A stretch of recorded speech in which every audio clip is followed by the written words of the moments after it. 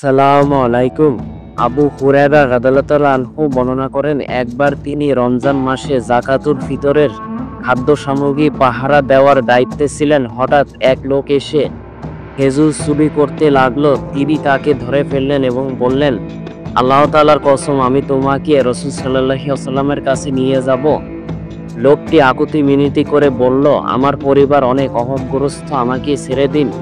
আবু হুরায়রা রাদিয়াল্লাহু আনহু দয়া করে তাকে ছেড়ে দিলেন। সকালে রাসূল সাল্লাল্লাহু আলাইহি ওয়াসাল্লাম জিজ্ঞাসা করলেন, আবু হুরায়রা, কাল রাতে তোমার বন্দী কি করেছিল? তিনি বললেন, ইয়া রাসূলুল্লাহ, সে অভাবের কথা বলে, আমি তাকে ছেড়ে দিয়েছি। রাসূল সাল্লাল্লাহু আলাইহি ওয়াসাল্লাম বললেন, সে তোমাকে মিথ্যা বলেছে, আবার আসবে দ্বিতীয় রাত। আবার লোকটি এলো, আবার চুরি করতে লাগলো। আবু হুরায়রা রাদিয়াল্লাহু আনহু ধরলেন। লোকটি আবার আকুতি করল, আবার ছেড়ে দিলেন। সকালে নবী সাল্লাল্লাহু আলাইহি ওয়াসাল্লাম বললেন, সে আবারও আসবে। তৃতীয় রাত আবার এলো। এবার আবু হুরায়রা রাদিয়াল্লাহু আনহু বললেন, এবার তো আমি তোমাকে ছাড়ব না, রাসূল সাল্লাল্লাহু আলাইহি ওয়াসাল্লামের কাছে নিয়ে যাব।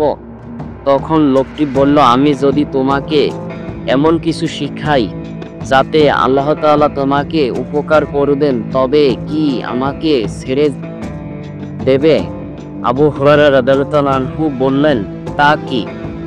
লোকটি বলল, তুমি যখন শুতে যাবে তখন আয়াতুল কুরসি পড়ে নিও, এতে আল্লাহ তাআলা তোমাকে সর্বদা পাহারা দেবেন। সকাল পর্যন্ত শয়তান তোমার কাছে আসতে পারবে না। আবু হুরায়রা রাদিয়াল্লাহু আনহু তাকে ছেড়ে দিলেন। পরদিন রাসূল সাল্লাল্লাহু আলাইহি ওয়াসাল্লাম জিজ্ঞাসা করলেন, তোমার বড়দির এবার কি করেছে? আবু হুরায়রা রাদিয়াল্লাহু আনহু সব ঘটনা বললেন। তখন রাসূল সাল্লাল্লাহু আলাইহি ওয়াসাল্লাম বললেন, সে তো মিথ্যাবাদী, তবে এবারে সত্য কথা বলেছে। আবু হুরায়রা রাদিয়াল্লাহু আনহু, তুমি জানো সে 3 রাত ধরে তার সাথে কথা বলছিলে?